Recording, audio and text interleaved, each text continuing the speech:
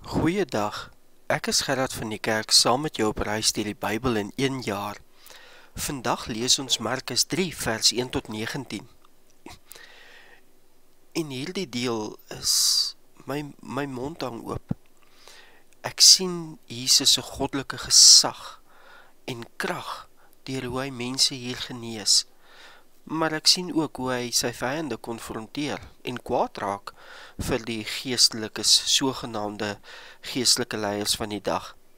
En dan ook hoe hy 'n span disippels kies uit mense wat ek nie 2 keer na sou gekyk het nie. Nie as ek uit 'n aardse oogpunt, uit 'n beroepsoogpunt uit sou kyk nie. Maar dan leer ek iets van Jesus hier. Sy bediening en sy koninkryk gaan oor liefde.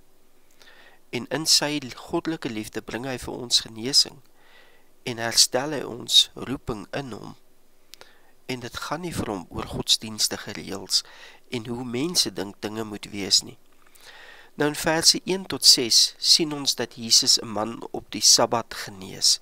Die Joodse leiers sit en kyk, hulle wag vir hom om dit te doen sodat hulle fout kan vind.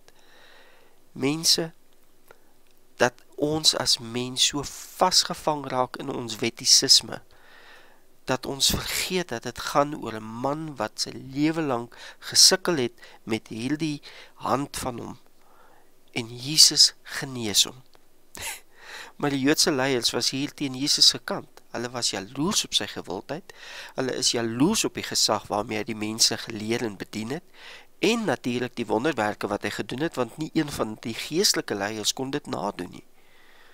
Maar ons sien ook dat in hierdie proses Jesus eintlik die godsdienstige leiers se verkeerde gesindheid ontmasker, wat gaan oor 'n liefdelose en dooie wet wat aangehang word in 'n liefdelose manier, en fout soek eerder as om mense se nood raak te sien en hulle in hulle nood te ontmoet en God se genade aan hulle te gee. Wat vir my interessant is, Jesus was kwaad, maar hy het nie gesondig nie. Was dit nou ek, sou ek nou vir die godsdienstige leiers 'n ding of 2 wou vertel oor selfsug. Nie Jesus nie. Dit gaan nie vir hom oor persoonlike selfgelding nie.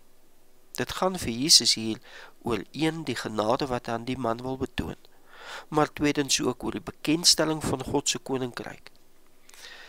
Ek leer hieruit dat Jesus barmhartigheid en mense se welstand by verre plaas, baie hoër plaas as enige wet wat ons kan volg, enige wet wat ons kan gehoorsaam. En dit laat my met 'n vraag, wat ek aan die einde weer vir ons sal vra, om aan te dink vandag. Dan sien ons dat Jesus verskriklik baie mense na hom toe aangetrek het, en vir die gewone mense was hy eintlik baie gewild gewees. Verse 7 tot 12, groot skares kom na hom toe, van verskillende streke en omgewings af, want hulle kom vir die genesing, en natuurlik bevryding en hoop. Maar vir my interessant, Jesus beveel die demone om nie sy ware identiteit bekend te maak nie.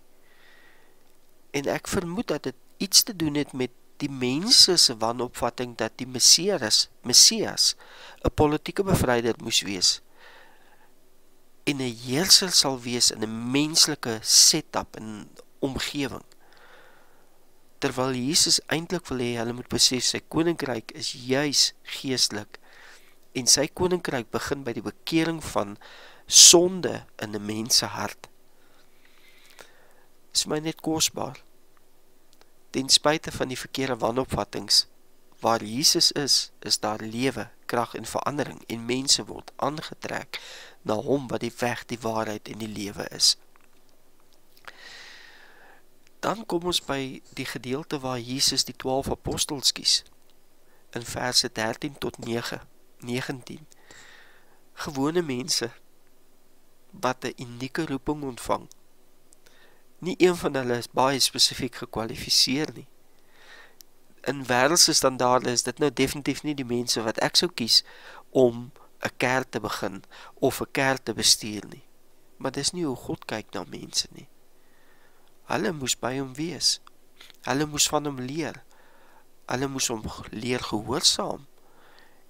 En in daardie proses van verhouding sou hulle later die evangelie verkondig. En weer eens, dit maak my nederig. God roep nie die bekwaamstes nie. Nee, God maak die geroepenis bekwaam. Vanuit 'n persoonlike roeping, 'n persoonlike verhouding met hom, en 'n persoonlike gehoorsaamheid aan hom. Gedagte waarmee ek jou wil los, en waarmee ek gaan stil raak voor die Here vandag. Stel ek mense en liefde bo godsdienstige gewoontes en my eie dogma's waarin ek so maklik verkleef raak. Fanny sê altyd, ons dogma, ons is reg. Maar op 'n meer persoonlike vlak, glo jy en ek dat Jesus ons kan genees, wil genees en ons persoonlik roep? Kom ons kies om naby aan Jesus in 'n persoonlike verhouding te leef, sodat ons sy doel en sy wil met ons lewens kan uitleef en verheerlik.